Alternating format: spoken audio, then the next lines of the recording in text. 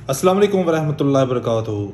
Zero कहानी के YouTube channel को मोअज़्ज़ज़ दोस्तों अस्सलाम वालेकुम वरहमतुल्लाहि वबरकातुहू। प्यारे दोस्तों, इस्लाम मुस्लिम बच्चों की कैसे परवरिश चाहता है, आज मैं आपके साथ रसूलुल्लाह सल्लल्लाहु अलैहि वसल्लम की छोटी सी हदीस जो शेयर करने वाला हूँ। मैं वीडियो को एंड तक लाजमी देखिएगा। रसूलुल्लाह सल्लल्लाहु अलैहि वसल्लम ने फरमाया, जब वो यानी बच्चे 7 साल के हो जाएं तो इन्हें नमाज का हुक्म दो, और 10 साल के हो जाएं तो नमाज ना पढ़ने पर इनको मारो, और इनके बिस्तरों को एक दूसरे से अलहदा कर दो।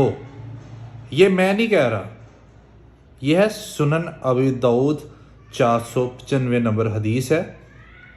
इस्लाम मुस्लिम बच्चों की कैसे परवरिश चाहता है, आगे हम देख लें। आजकल के माहौल को अगर उस हदीस के साथ लगाएं तो ज़मीन आसमान का फ़र्क है।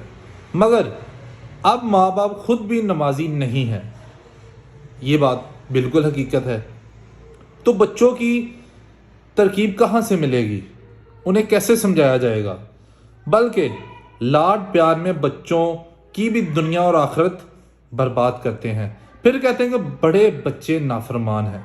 भाई देखो, अगर हम सुबह नहीं उठेंगे सुबह की नमाज टाइम, तो कैसे हम बच्चों को उठाएंगे, बेटा उठो नमाज पढ़ो? हम कुरान पाक नहीं पढ़ेंगे तो कैसे हम बच्चों को कहेंगे? जब खुद हम 8-10 बजे सोकर उठना है तो बच्चों को भाई वही आदतें पढ़नी है ना जो माँ बाप को है। तो इसलिए प्यारे भाइयों, सुबह उठकर नमाज पढ़ें जमात के साथ, ताकि आपका बेटा बेटी उसे भी उठाओ, नमाज की तरकीब दो, वजू सिखाओ और उन्हें सिपारा पढ़ने के लिए भेजा करो। ये एक छोटी